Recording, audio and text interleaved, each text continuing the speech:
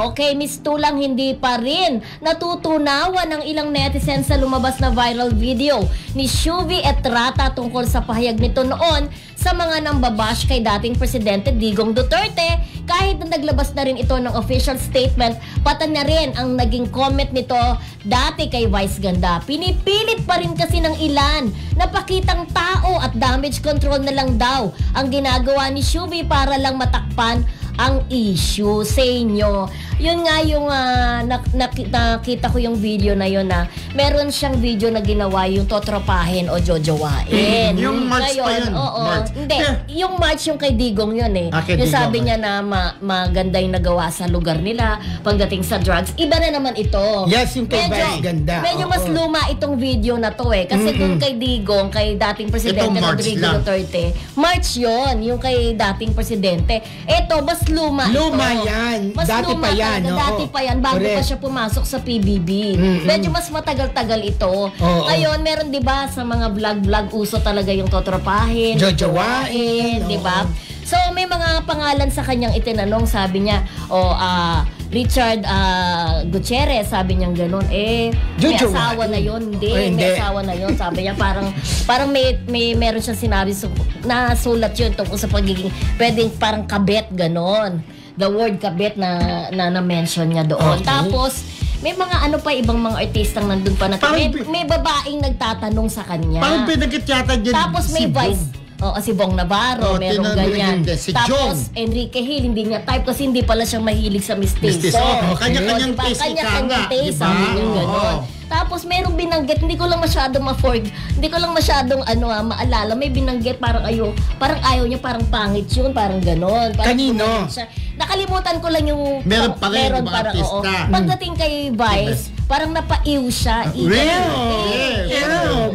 Parang nandiri, parang gano'n. Pero ito lang naman sa akin, di ba? Kasi yung gender kasi ni Vice kasi alam naman natin, di ba? Bading siya. Di ba balay mo kayong dalawa ni Mildred na magkatula.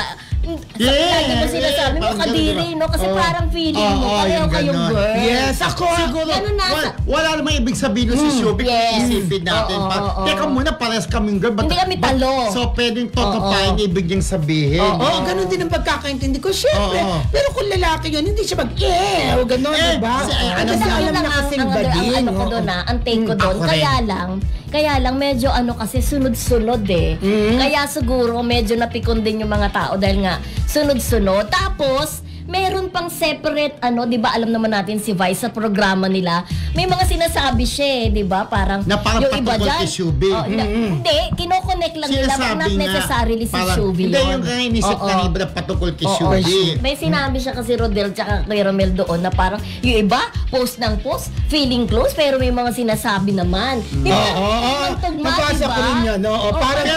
Parang patama daw yan kay Shubi. Kasi sabi nila. Yung iba feeling close. So, sabi, idol ako. Pero yung bandang huli, doon niya sinabi yung nag-post, diba? Sa huli. Nakataon na nag-post itong si Shubi na yung video niya. Parang ikaw yun eh. Yung mga lumang video hinahalong ka talaga. Na parang, hindi, diba ikaw? Kaya ibig sabihin si Vice Ganda na parang talagang tinuring niya parang tunay na kaibigan. Pinasok pa niya sa movie niya, di ba? Yung nahalongkat. May movie si Vice sa film festival kasama si Shubi.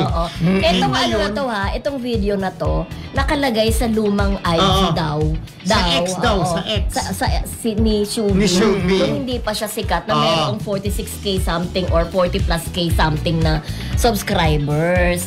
Diba? So ang tao talaga parang kahit luma na talagang mauungkat nila. Nakakatakot. Diba? Pero kung iintindihan naman ni Vice Ganda yun, parang alam naman niya, diba? Ako naiintindihan ko yun na hindi kasi kung lalaki yun, di ba? Hindi ko siya Pero ngayon, hindi na natin napapanood sa noontime show etong si Shubi. Pero ang sabi daw, nagpapahinga lang. Di ba? Pero ako ang feeling ko, may connect dun yung nalaman yung video. Pero sa isang banda, kasi pag artista ka, kasi tayo pwede tayong magbiruan na okay tayo kayong dalawa, kadiri, hindi kami dalawa. Artista kasi sila eh. Baka naman ang iniisip ng iba, hindi naman kailangan sabihin na, parang Ew. di ba? Parang nandiri. Nag-gets mo ako, parang nandiri. Na, Parang pwede naman daw sabihin na na parang hindi kami talo, parang gano'n. Totopahin lang kasi pares Oo. kaming girl. Pero ganun pwede na naman naman. kasi nagpakatotoo lang naman si Shubi. Kasi Hindi naman niya akalang sisikat siya. Hindi, parang ako pare-para sa tingin. Parang ibig niyang sabihin na, ay, hindi kami talo. Parang ganun lang. Kaya lang siyempre mga netizen, bibigay na yun ng kulay. Dahil nga, sikat na rin si Shubi. correct. Pero ganun pa man, ang dami pa rin nagtatanggol. Correct. Ang dami pa rin sumusuporta kay Shubi.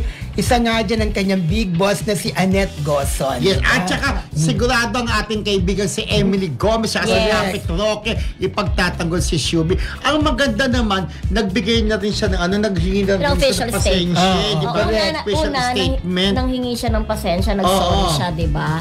Pangalawa, ayun nga yung pinalabas kanina sa ating monitor na meron siyang statement, yung pangkat Shuvi. Galing sa pangkat Shuvi na kapag hindi pa tumigil ang mga pambabash na ito, ay magte-take na sila ng legal action. Ayun. Nga, Kasi di below ba? the belt na yung Oo, iba. mga tira. yung iba. At least lalong sumikat ulit si Shubi. Correct. At dahil sa pinag-uusapan. intriga, di ba? Correct. Pero nga, mahalaga, pati yung management niya, nag-sorry na, pati siya nag-sorry na. Sana tama na. Yeah.